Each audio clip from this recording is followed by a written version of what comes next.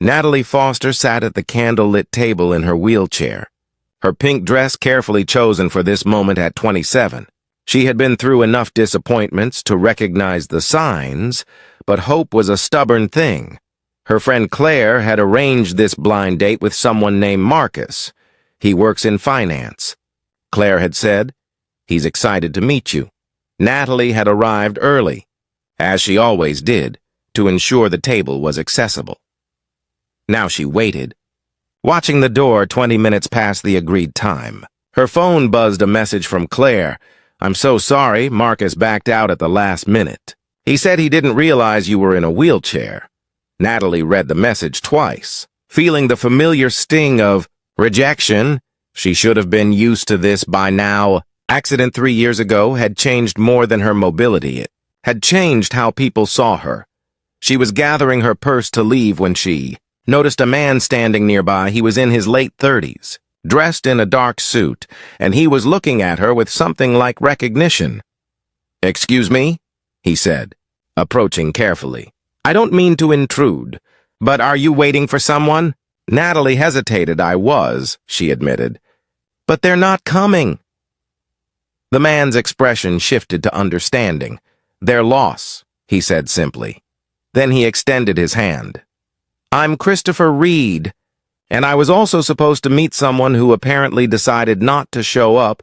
Natalie shook his hand. "Natalie Foster." Christopher gestured to the empty chair across from her. "This might be completely inappropriate, but would you mind if I joined you? I've already made the reservation, and eating alone after being stood up feels depressing." Natalie found herself nodding. Christopher sat down, and they both laughed awkwardly. "This is strange," Natalie said. "Completely," Christopher agreed, "but also better than the alternative." They ordered wine and dinner.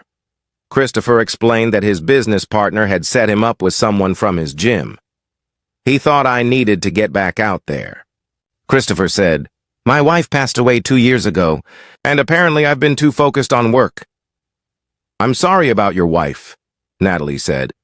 "Thank you," Christopher replied. "What about you? What's your story?" Natalie told him about the car accident that had left her paralyzed, about rebuilding her life, about her work as a freelance writer.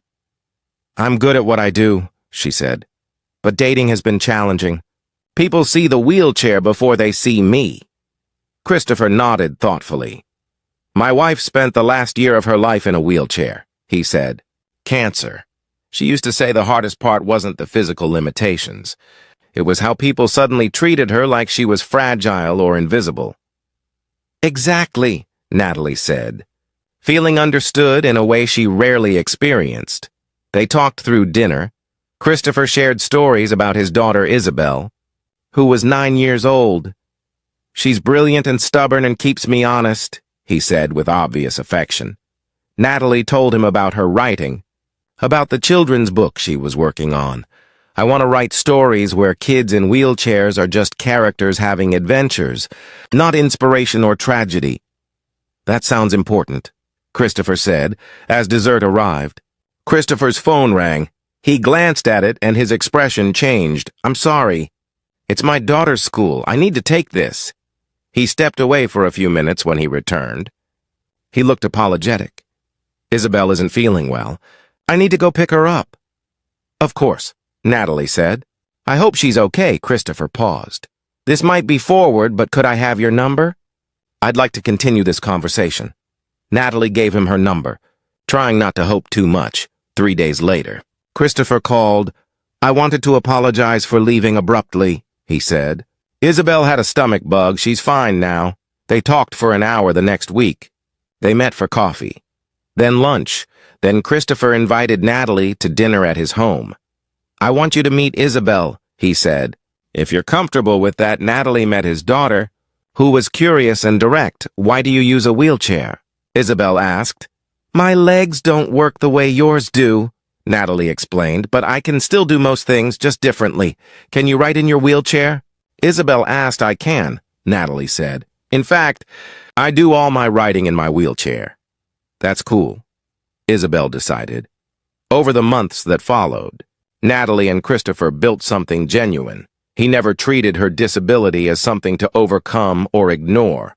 He asked practical questions about accessibility, about what she needed.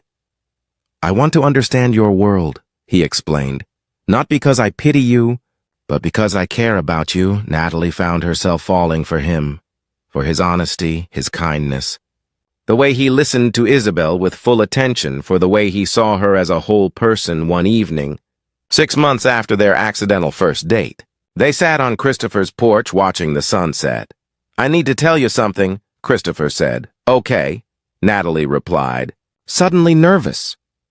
"That night we met, when I saw you sitting alone at that table, I almost walked past," Christopher admitted. "I was so caught up in my own disappointment about being stood up." He took her hand, "But then I saw your face. And I saw strength and dignity and something that made me want to know you. Not because you were in a wheelchair, but because of who you seemed to be." "And was I what you expected?" Natalie asked. "You were so much more," Christopher said. "You've shown me that it's possible to love again. That opening my heart doesn't diminish what I had with my wife. It honors it." "I love you," Natalie said. "I love you too." Christopher replied. They married a year later in a garden ceremony. Isabel was the flower girl and proudly helped Natalie with her chair during the reception. Natalie found Christopher standing by the window. "What are you thinking about?" she asked. "About Marcus," Christopher said. Natalie was surprised. "My no-show blind date?" "Yes," Christopher replied. "I know it sounds strange, but part of me is grateful he backed out, because it meant you were there that night." Natalie considered this. "I think I'm grateful too," she admitted, "but not because of him, because you chose to see me when you could have walked away." Christopher knelt beside her wheelchair. "I'll always choose to see you," he said.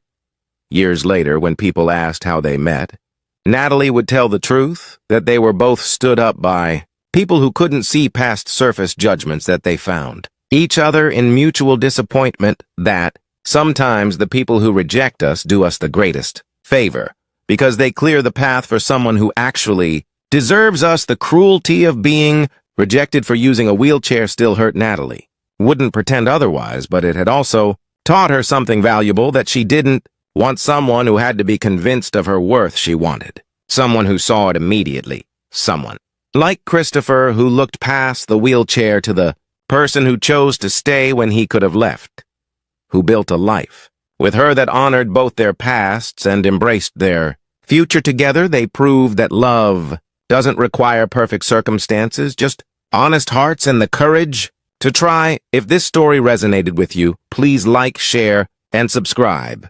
Leave a comment about finding unexpected connection in difficult moments.